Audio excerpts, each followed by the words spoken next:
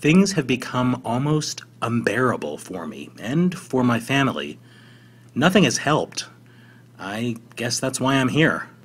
So, if I just talk about my troubles, you'll be able to use it later to help with the procedure? Seems hard to believe, but you're the experts. I think many of my issues started when I was young. So why don't we start with my childhood days, yes? Okay, let's see. I was raised in a lovely cottage in rural Germany. We didn't have much, but my twin sister, our father, and I got by. There was actually a great famine for much of my early childhood, and often we went without food. I had many happy moments with my family, but the darkest times began when my father remarried. My stepmother always resented my sister and me. We didn't like her much either, to be honest. God, she was horrible. Sometimes she would take my sister and me out for long walks in the forest, and then she'd hurry home. My sister and I couldn't keep up, and we'd often get lost. We learned to leave a trail of whatever we could find on those walks to help us get home. I guess in some ways our stepmother helped us become resourceful like that. My sister is a real fighter, the kind of woman any girl or boy could look up to. She volunteers to work with various youth organizations now. Enough about her. Okay, what else? Maybe I should talk about my feelings, yes? You may find it hard to believe, but I've always struggled with various eating disorders and anxiety around food. Eating anything rich makes me feel scared and anxious. It's hard to describe. My sister has actually experienced similar issues, and it's worsened for us both as we've gotten older. That's not normal, now is it? We've seen countless doctors about this in the past. They've determined that our issues may be trauma-related, but have yet to help us sort out the underlying source. They have yet to fix us. And that's why we're here.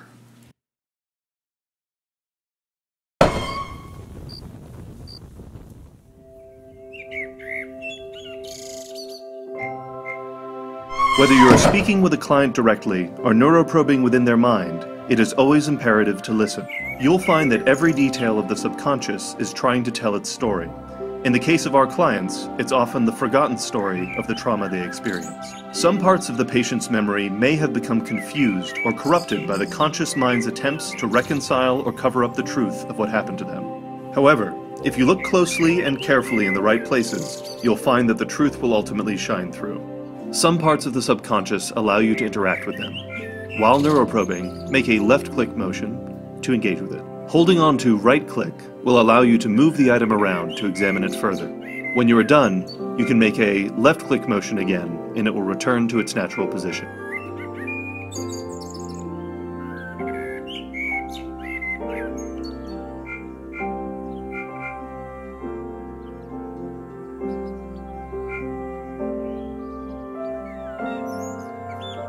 While neuroprobing, you will encounter objects that look like photographs. This is how your consciousness interprets the concrete memory moments it finds within the client's psyche. Typically, there are about 10 of these memory photos found in each psyche. The mind can only hold on to so much. You'll find that half of these photos present an actual moment relating to the trauma. The other half tend to be false memories created by the client's conscious mind. It will ultimately be up to you to determine which are which. More on that later.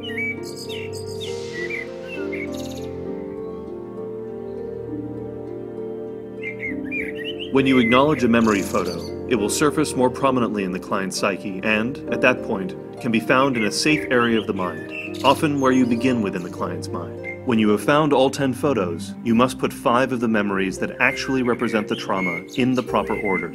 Doing so will, at last, fully release the memory to the client's conscious mind. Often, he or she will experience a breakthrough at this moment. That breakthrough is what every neuroprober lives for, and is the key to the client finally being able to work towards true recovery. The most important thing you do as a neuroprober is find and acknowledge these photos. However, this is easier said than done.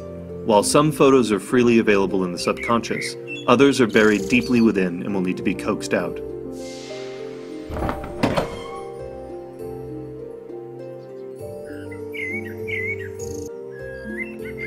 Interacting with one part of the mind can sometimes open up new areas of the psyche. Some things, like these doors, can change their state in response to actions taken elsewhere.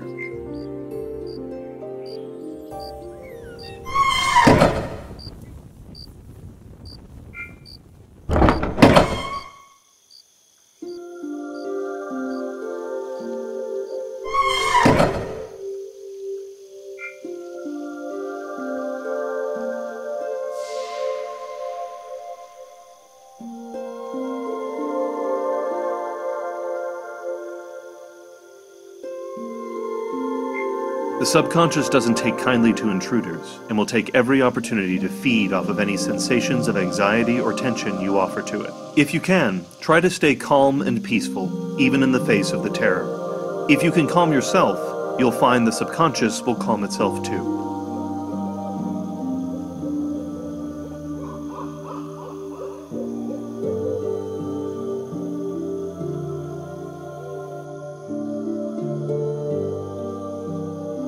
Here is an example of an especially buried memory. Some details of a given trauma can be especially tenacious, but by gently and cleverly listening to the clues the mind gives you, you will find all you need to work through it. Just think of it as a puzzle for you to solve. When you focus on these puzzles, make a right-click motion if you need to break your concentration.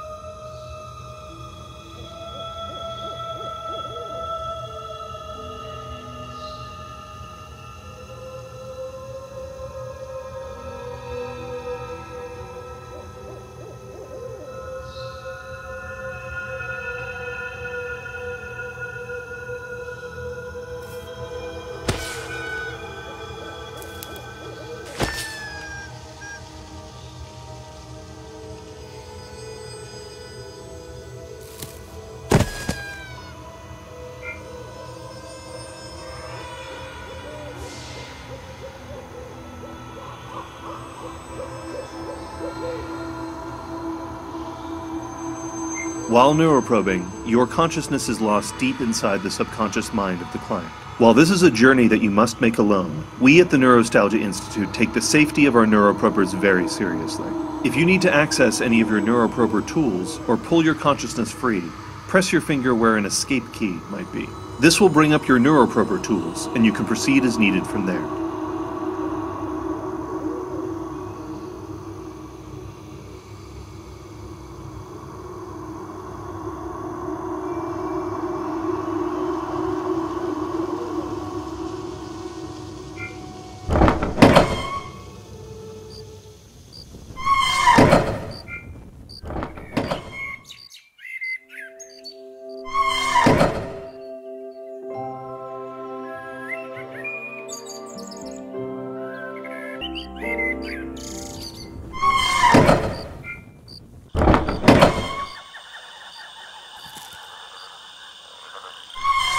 Do you remember how I mentioned that the client's subconsciousness can feed off of your fear? Some especially vulnerable areas can be very sensitive and dangerous. When you place your consciousness in another's subconsciousness, there is a risk of you getting hurt, of the pain and the turmoil of the client's subconscious drawing your own mind into its agony. You must brave these areas despite the risks. You must stay calm. Should you let your fears get the best of you, it will be incredibly difficult to proceed unharmed.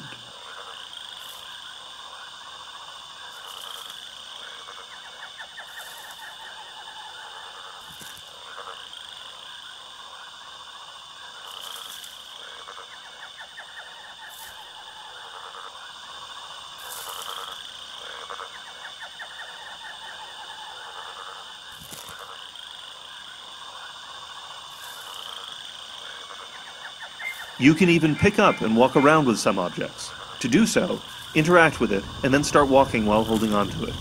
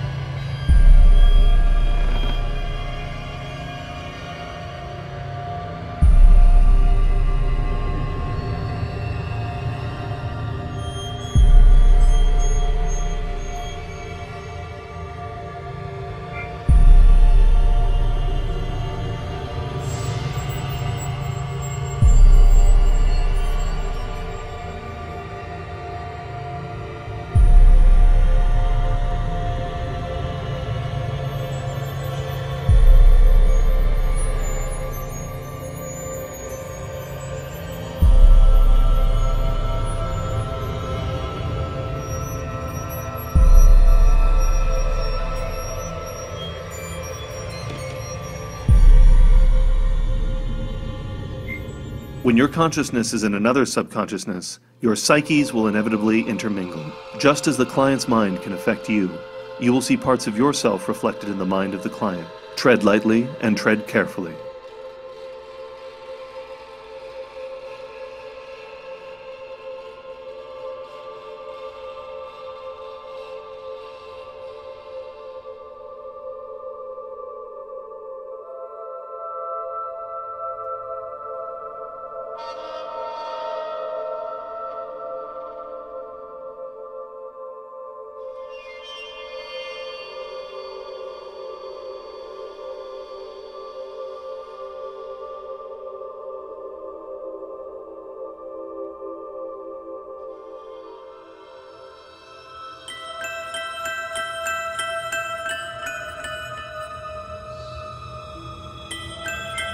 At Neurostalgia, we take great measures to ensure our neuroprober's safety as best we can.